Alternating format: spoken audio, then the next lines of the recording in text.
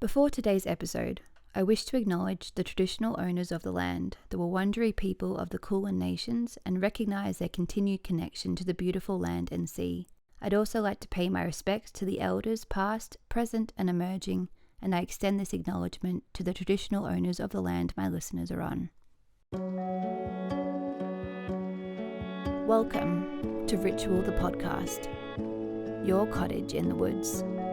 A sacred space for the witches, the healers, the magical folk to meet and speak of wisdom, witchery, and old world magic, where people come to learn, to hear stories, to share secrets, and to be free to be their true selves.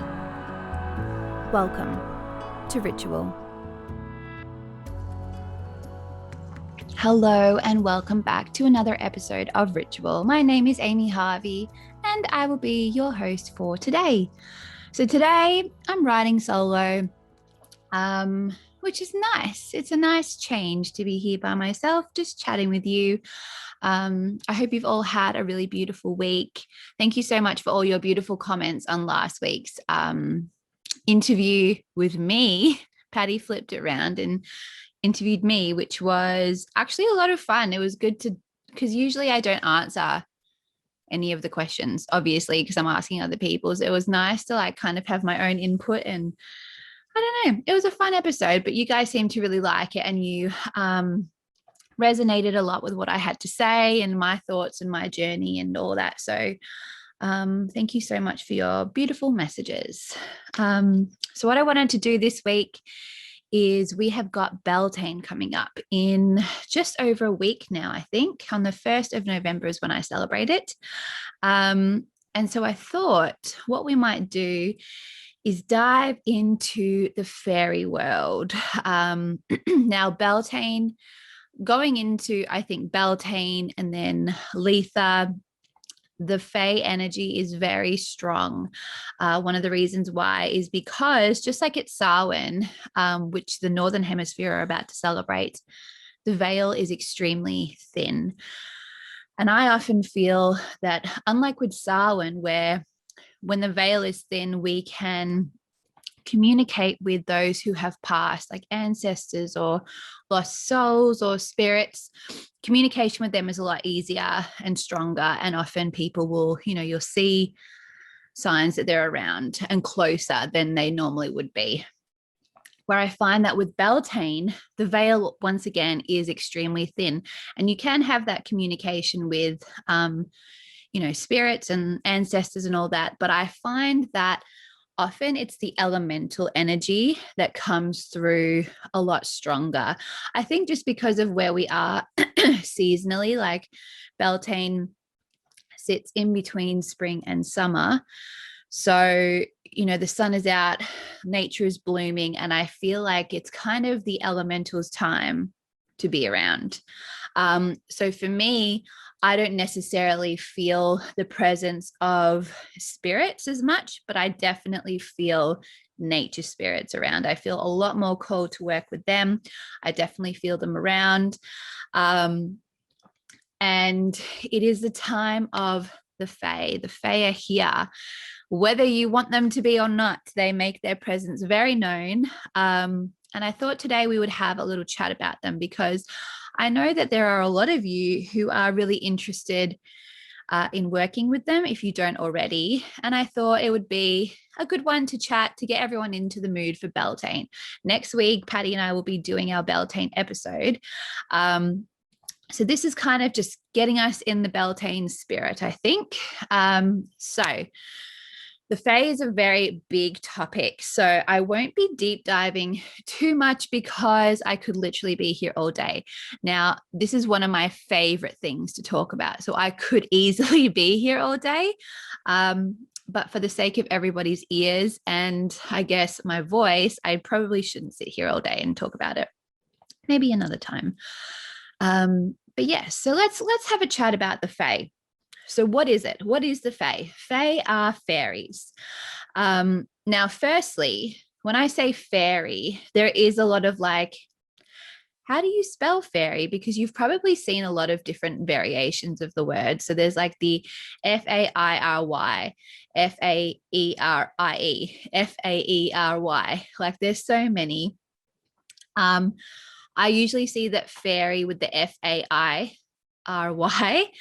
is more like the fairy tale Tinkerbell normal version of what a fairy is.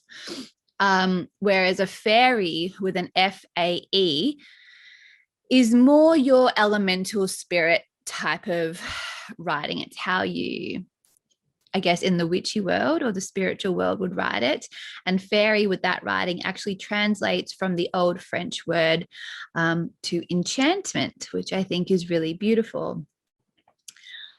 So with the Fae, there's a lot of debate on where they actually originated, because there are so many stories about them going hundreds and hundreds of years back. And that's why there is such a debate, because you have a presence of them in ancient Greek tales, you have them in Shakespeare. I don't know if you've seen or read A Midsummer Night's Dream. That's my favorite Shakespeare play, but that's all about fairies. Then you have it in Norse mythology. They talk a lot, even to this day, about elves and the Fae and all of that. So it's hard to like really pick where, like, who saw what first. That's why there is such a debate about it. But what I find really cool about that is that there are so many stories, which means that no matter where you are in the world, people have experienced Fae energy and Fae spirits. And I think, how cool is that they're all over the world. And sometimes when you like look at all the stories, because they're I think fairies are one of the things that people go, oh my gosh, that's just like a child's thing. Like that's not real. And they feel a bit silly believing it. I know for me, I've always loved fairies. I've always, like as a kid growing up, I've always loved like magical creatures and whatever. And so for me, the jump into going from a fairy tale to a fairy spirit wasn't that high, because I was like, well, that makes sense. Like they had to originate from somewhere, right?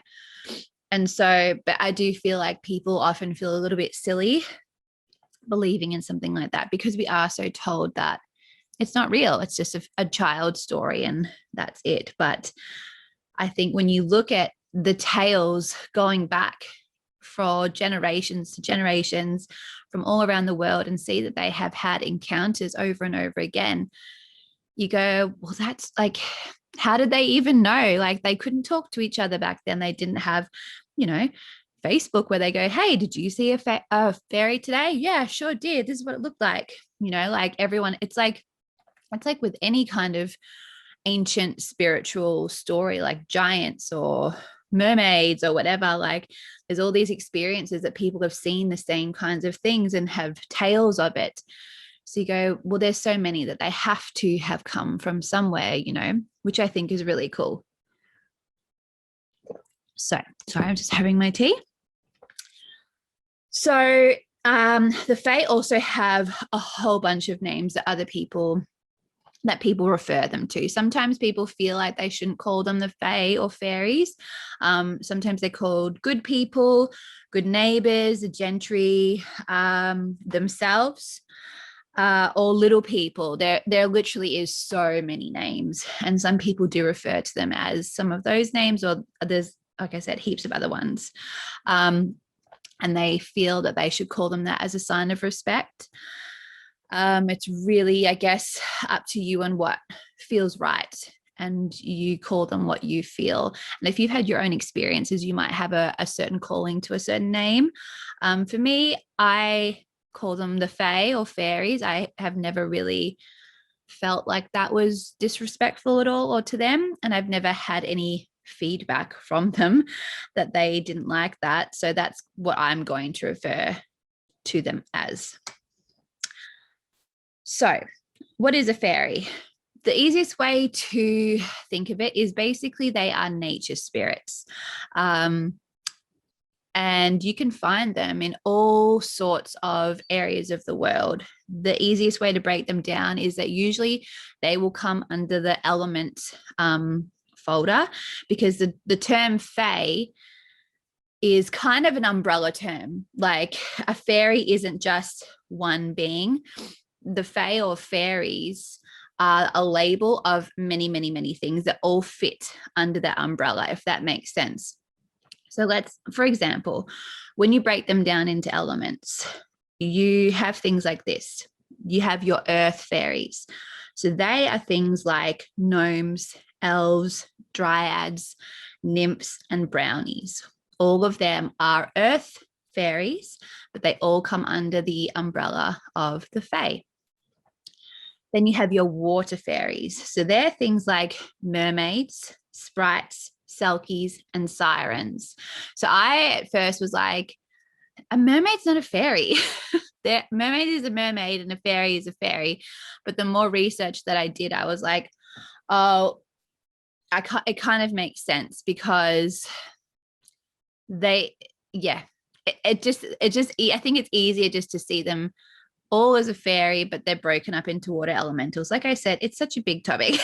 My pregnant brain cannot communicate exactly what I'm trying to say, but basically mermaids come under water fairy category. I'm sure there are some who disagree with that, but from what I have researched, that's what they come under. So then you have your air fairies. They are things like sylphs, pixies, vela, or angels. It has been said that angels can come under the category of the Fae. Often the air fairies are the ones that have the wings. That's usually the easiest way to kind of categorize them, is they're the winged Fae. And then you have your fire ones. So they're like salamanders, wisps, and sometimes dragons. I was reading a bit about that because I wanted to see if dragons, because I mean, they're kind of both, aren't they? They're winged, but they've got the fire. But then I guess you can get elemental dragons as well. So there is a big debate that I was reading about whether or not dragons are considered Fae, where some people think that they are, and some people think that they aren't. It's almost like all magical creatures that come under the word Fae, but yeah, I don't know if I think a dragon is a Fae. I think they're kind of their own category, but I don't know. Let me know what you think about that one.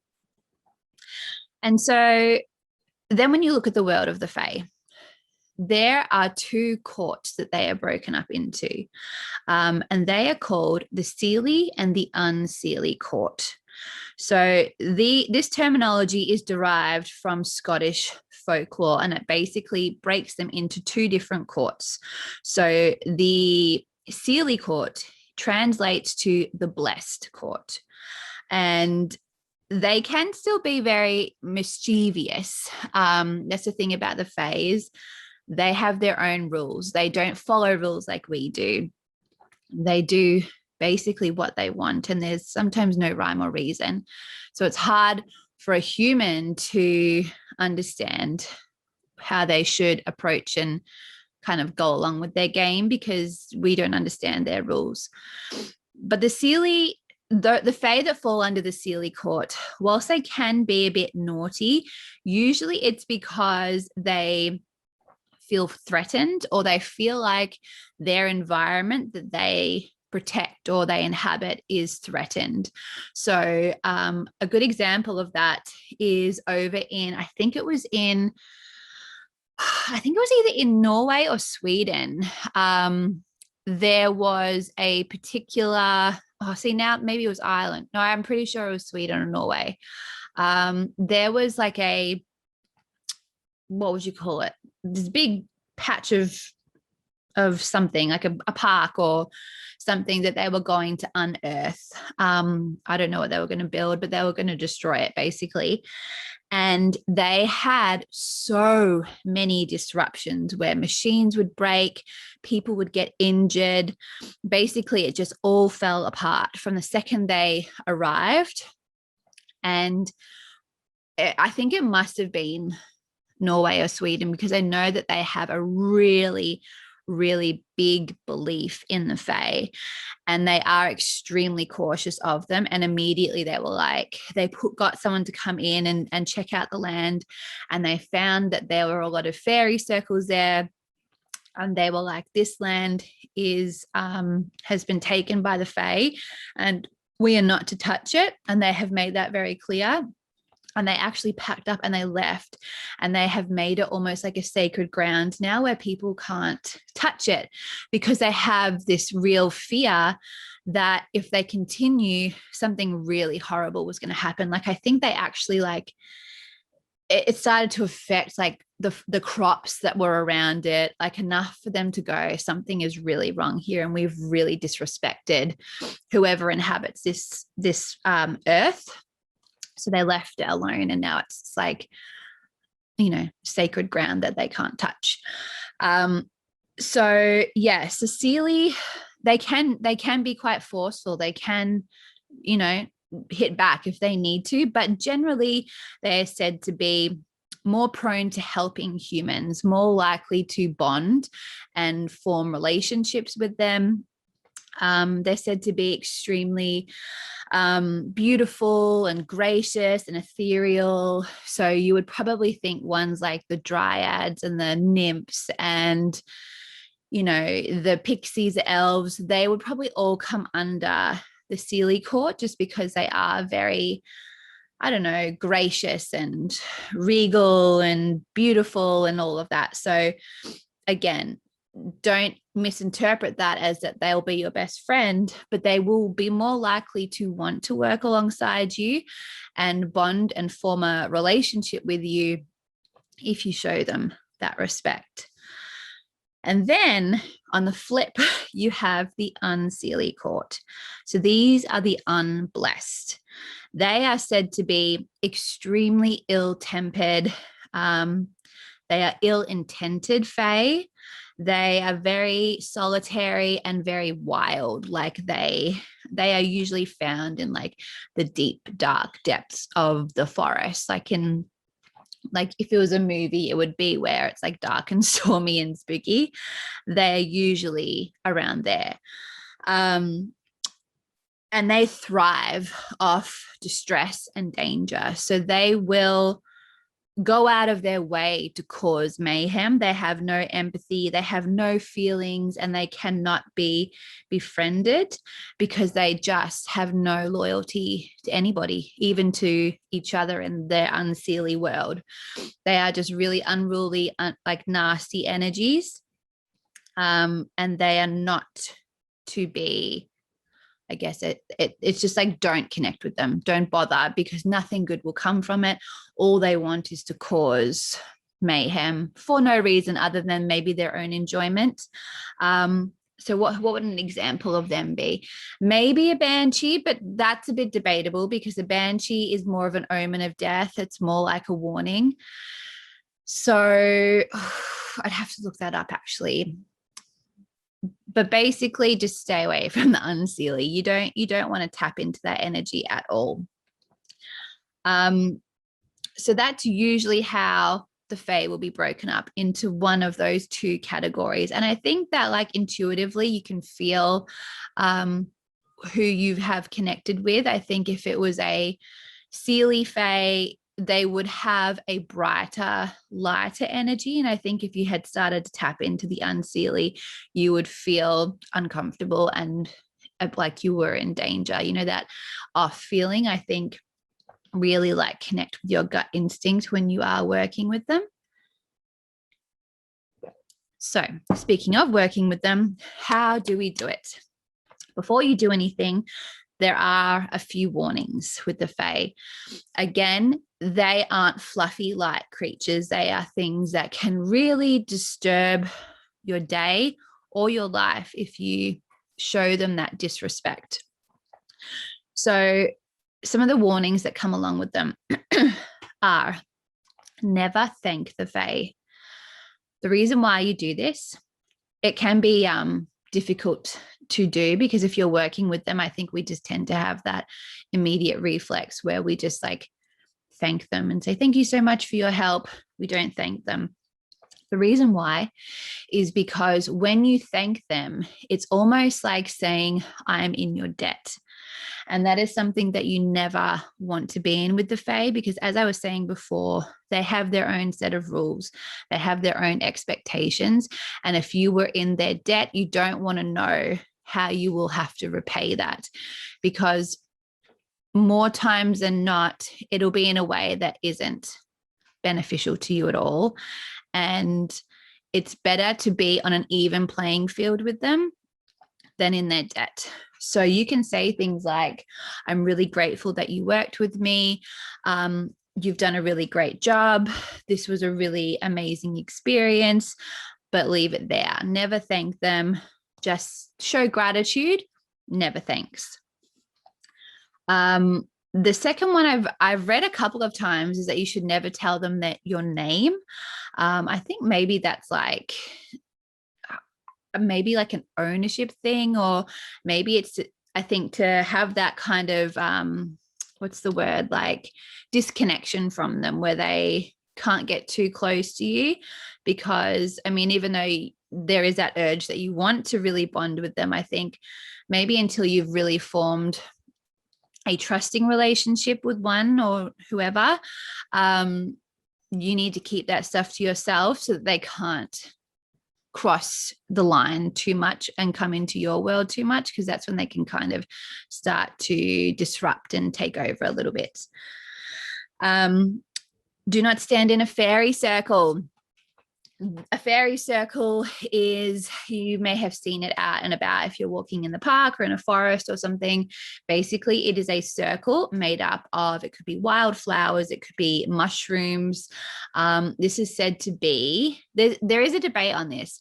Some people think that if you do stand in a fairy circle, it can bring you good fortune. But a lot of people believe that if you do that, it's almost like a portal into the fairy realm, and you can get sucked in.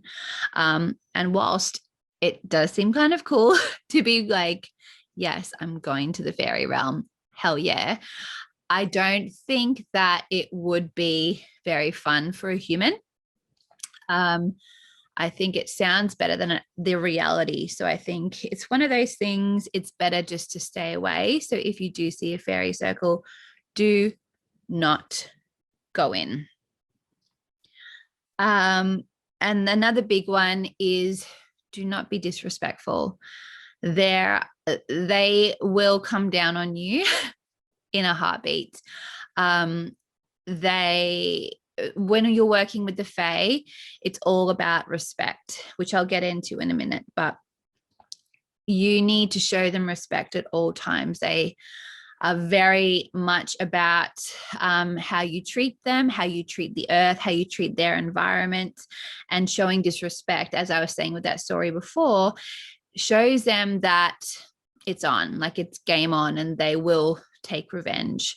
And this could be as lightly as like losing your keys or tripping over something in your house, or it can be like your entire garden dies, or your car can break, or you can get injured or disappear. Like I think of those people that, was it last year or the year before? What were they on TikTok or something? And they were like wanting to curse the Fae. I would never do that, ever. I don't know what they were thinking. I don't even think anybody's heard from them ever since. So I wouldn't do that. I just don't know what they were doing. I think they were just idiots, to be honest. But respect is a big thing. And I think if you want to connect with them, you really need to keep that in mind, that respect to them is everything, more than any offering that you can ever give. So now that we've said that, how do you connect with the Fae? The first thing that I would do is I would research, read. I really think that you need to understand exactly what it is that you are calling in, because as I've said a couple of times, they can be very unruly, and respect is a big thing. And I think by researching and learning as much as you can, not only do you gain the knowledge of how you should approach it, but you're also showing them that you're taking the time to understand their ways and who they are and what they like. And to me, that's like one of the biggest signs of respect. It's like any culture, by really learning and researching about that culture, you're showing that you're taking the time to understand their ways of life. And that, you know, whilst you're not, maybe you don't agree with everything, you still understand how they roll. And that's a big thing, you know. I will just say I'm so distracted because right in front of me is a window outside, and this gigantic spider just jumped out, and he's freaking me out. Thankfully, he's on the other side of the window, so he can't get me. But I'm like going, is there a gap? Can he get in? Because he's big. He's a big boy. Anyway, so I'd start by researching. So read all the books, go on YouTube, research online. Like there's so many different ways you can learn about them, and I'm still learning to this day. There's so much to learn, and there's so many different variations of how you can work with them. So I think like finding what really resonates with you as well is important, because then you just feel more comfortable when you're doing it as well. The next thing that you can do is you can make them an offering that's kind of like your olive branch to them, to say, hello, I would really like to work with you. I really respect what you do. And please don't like mess me up. Please be nice. So there are a whole bunch of things that you can do as an offering. Some of the main ones are you can leave out like fresh milk. You can leave honey. They really like sweet things. So honey, or even sometimes I leave like my tea, like if I have a sweet tea, because that's something that's from me. If you've made cakes, again, anything sweet, you can leave a bit of that out. Shiny things like crystals are really good, like even like crystal chips, flowers, wildflowers, and to be honest, you can go as basic as fresh water. I see fresh water as a really beautiful offering, because without water, we couldn't survive. So really, water is such an important part of our life and our body. And I think offering some of that up is a really nice offering, because you're almost offering like a lifeline to them.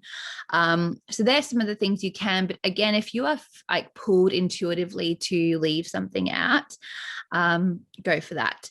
And it can be also something as simple as picking up rubbish when you're at the beach or in the park or walking down the street.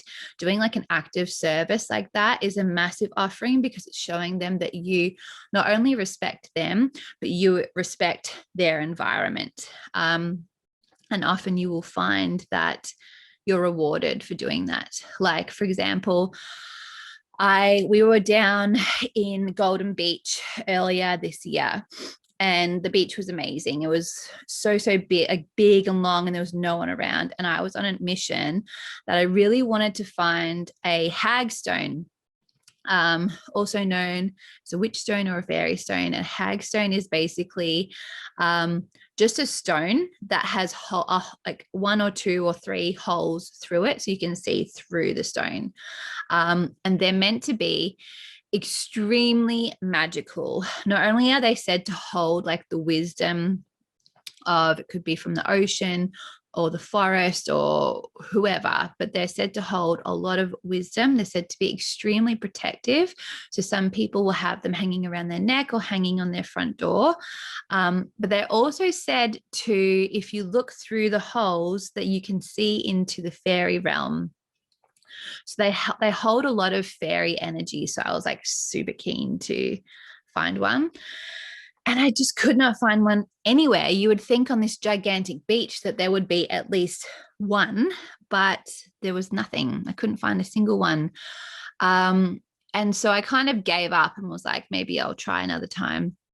And then I saw all this rubbish on the beach, And so I picked it up as my sign of like gratitude and respect to the ocean and all the like land, like nature spirits that were there. I picked up all this rubbish, put it in the bin, literally turned around, and right in front of my feet was this gigantic hagstone. I have it here. If you're watching this, you'll be able to see it. Can you see that? See, there's like all these holes through it. It's huge. It was just sitting at my feet. It was almost like their way of saying, thank you so much for picking up that rubbish. Here's an offering back to you. And I thought it actually felt better to get one that way because I felt like I had earned it and we had kind of swapped signs of respect, if that makes sense.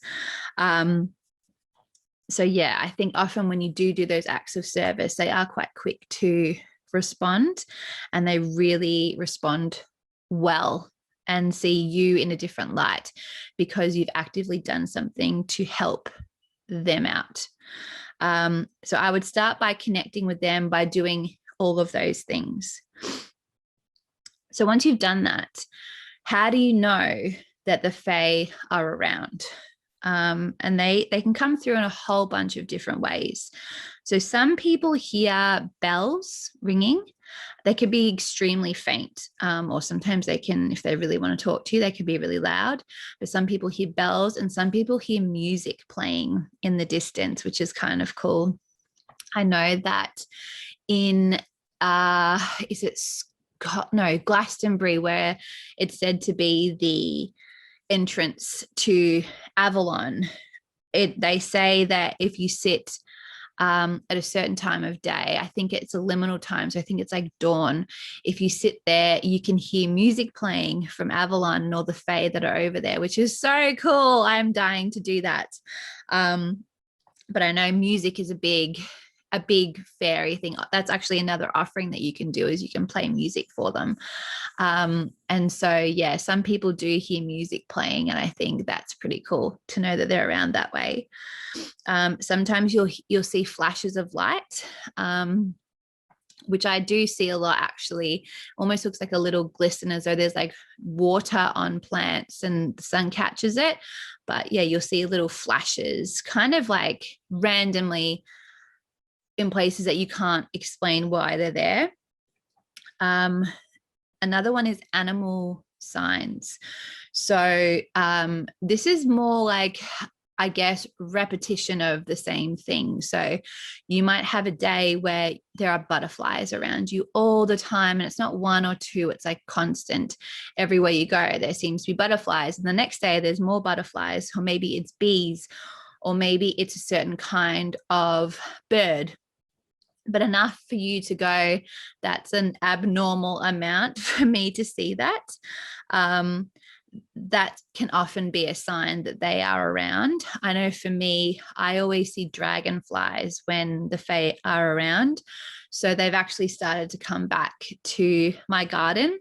So now I know that they're moving back in, which makes perfect sense now that we're coming up to Beltane. So I think having that awareness of when you're outside, what is approaching you, and kind of like keeping track and going, maybe this could be a sign from them.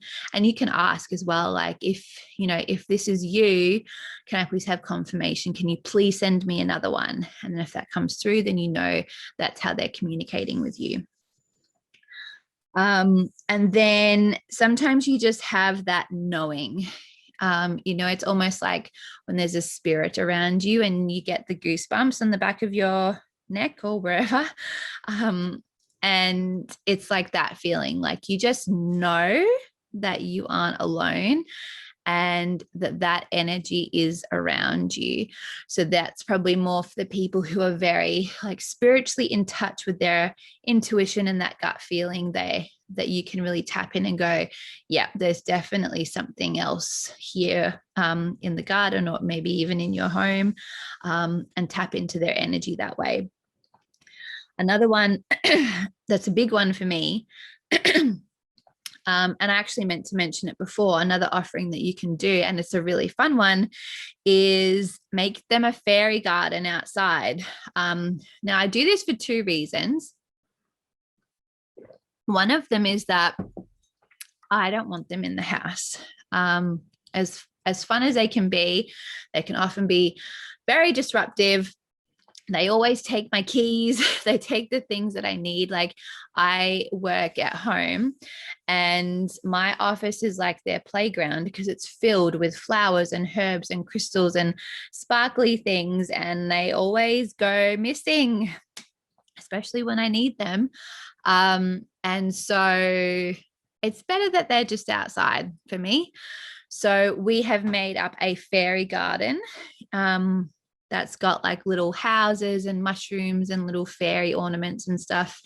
And around there, I've planted these big like barrels of flowers and like poppies and pansies and violets and herbs and all this stuff. So that's like, I said to them, this is basically like your playing field. You can have this and do whatever you want, but you got to stay here because inside is a no-go for you.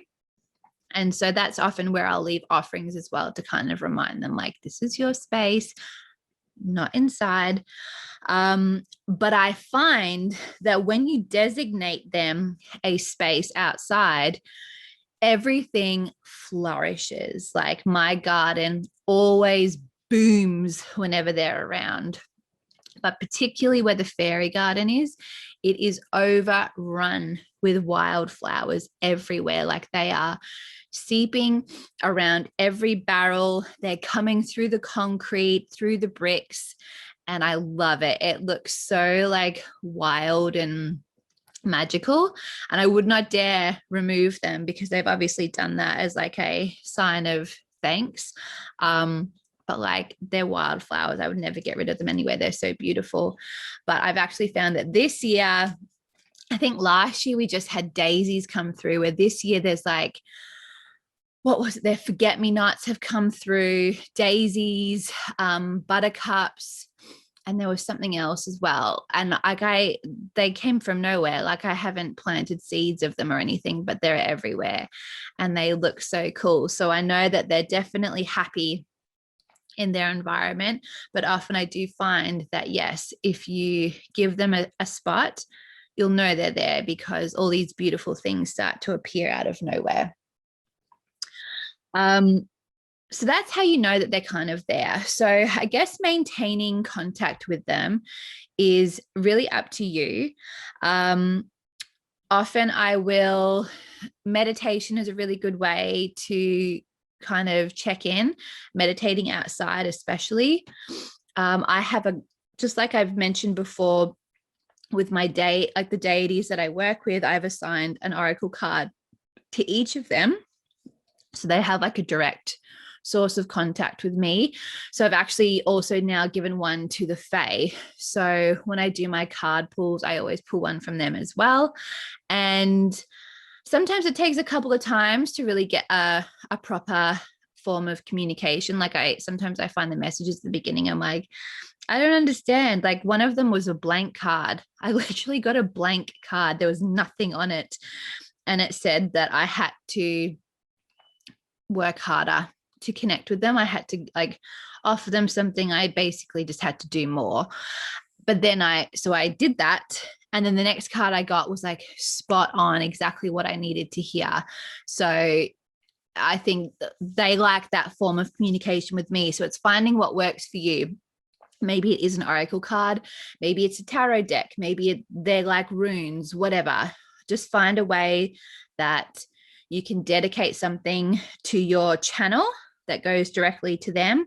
And that's a really good way to kind of like, you know, have a chat, hear what they have to say, see what they might want from you.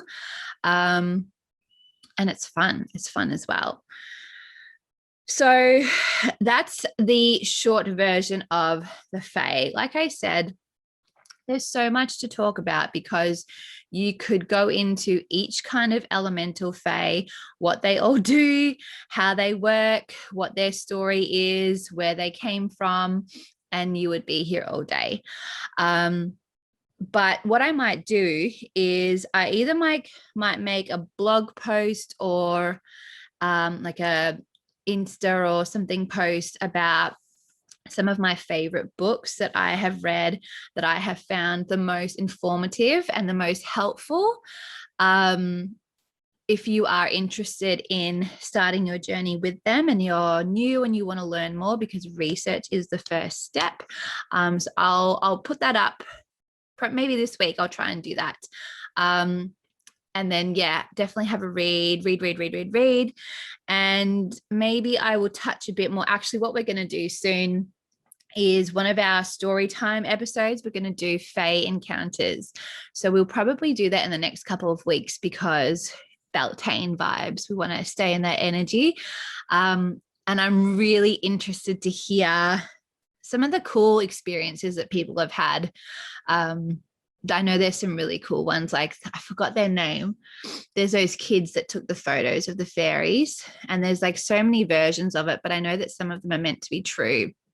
Like some of the photos were fake, but some of the photos were real. So it's an interesting story. So that'll be a fun episode to film in the next couple of weeks. And also we have our Beltane episode, so I might go over a bit more Fae stuff then.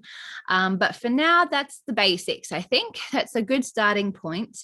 And I hope that helped if you were wanting to connect or needed encouragement to reconnect with them, because it is such a beautiful time of the year to do that. And as I said, they're around. They're around and they're ready to party. So now is the time to reach out and make contact. So I hope you enjoyed this episode. Thank you again for all your support on my previous episodes and all your beautiful messages. They always bring a smile to my face and to my day. They actually brighten my day completely when I get messages from you guys. So thank you so much for that. If you were wanting to reach out and connect with me, you can find me on Instagram and Facebook under Rose Thorn Cottage. You can also find me on Patreon. It's a really good way to support the show and support me, and also connect with other amazing witches, because we've got a really cool group, and we have our own Facebook group, and everyone chats and shares pictures and stories and asks questions. So it is a really cool thing to be a part of. And I'm going to be sending through some really cool content on there soon. I'm doing an altar video and meditations and all that. So Patreon's a good place to find me. And also on TikTok, I've been more like really into TikTok. It's fun because you can just do like whatever. There's no rules. So half of it is like, there's actually a lot of fairy content on TikTok. If you want to know more, I've been diving into each type separately. So that might be a good place to jump over and have a look as well.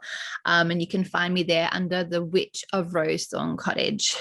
But yeah, so let me know if you enjoy. Let me know if you have any fairy experiences of your own, because I would love to share them on the show. Or if you don't want me to share, just tell me, because I want to hear them. But have a really beautiful day.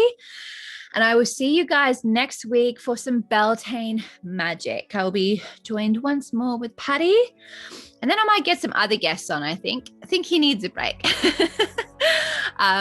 But yes, have a beautiful day, week, weekend, and I will talk to you guys soon. Thank you so much. Bye.